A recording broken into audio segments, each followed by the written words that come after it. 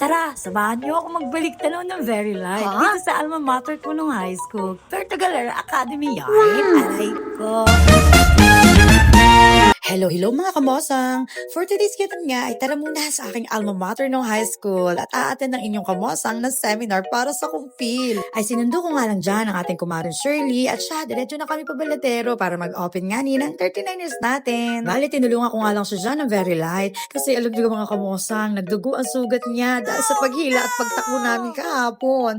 Sorry talaga kumarin Shirley ha. Aray ko. Ay maya-maya pa nga niya ay nag-drive na ang inyong kamosang papunta ng Puerto Galera Academy kung saan gaganapin ang seminar na yan. Pagpasok ko pa nga lang ay bumungad na sa akin ang madaming ninong, ninang at pati na rin mga magulang. At dumiretso pa nga ako dyan mga kamosang hanggang sa loob at nagmamasid-masid. At habang naglalakad-lakad ka ay hindi ko maiwasang magbalik tanaw mga kamosang. Ay hindi nga ni ako magkaintindihan dyan kung saan ako magsisimula ng balik tanaw. Oo ha, aray ko. Ay di na nga ako sa basketball court at sa my stage noong nang napaligaw. Ay noon man din ay kalaki-laking tingnan na rin ha.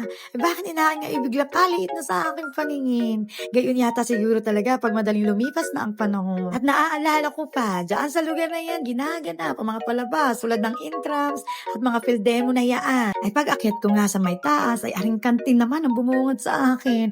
As sino bagang hindi makakalimot sa walang kamatayang chicken, adobo at fried chicken. Na para bang konting-konti na lang, magkakapakpak na din kaming mga estudyante noon.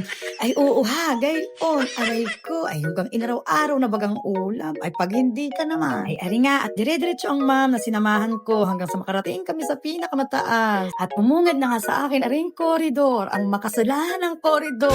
Ay paaray, andyan ang lahat ng pangumula, basta may dumaan. Aray ka. Kaya ako, ayaw kong nadaan dyan at ayaw ko ding natambay dyan. Naalala ko pa kung hindi ako nagkakamali ha. Si Ubin, si Raymond, si Winward, si Noon, yung mga yan, alam dalawa lagi sa kakulitan sa koridor na yaan. Oo ha, gayon. Aray ko. Maya-maya pa nga ay nagsimula ng seminar. 2 hours din ang inabot bago kami natapos. Sabay uwi na din. Naglalakad na nga ako dyan mga kamosang ay agaw pansin ang bakod at kiosk din sa may Gedli. Ang kiosk na yan, ang paboritong tambayan, ang Krawak CJ noon. At ang bakod na yan, dyan kami dumadaan pag mag-ating classes kami noon ha. Ay, kasarap balik-balikan mga kamosang.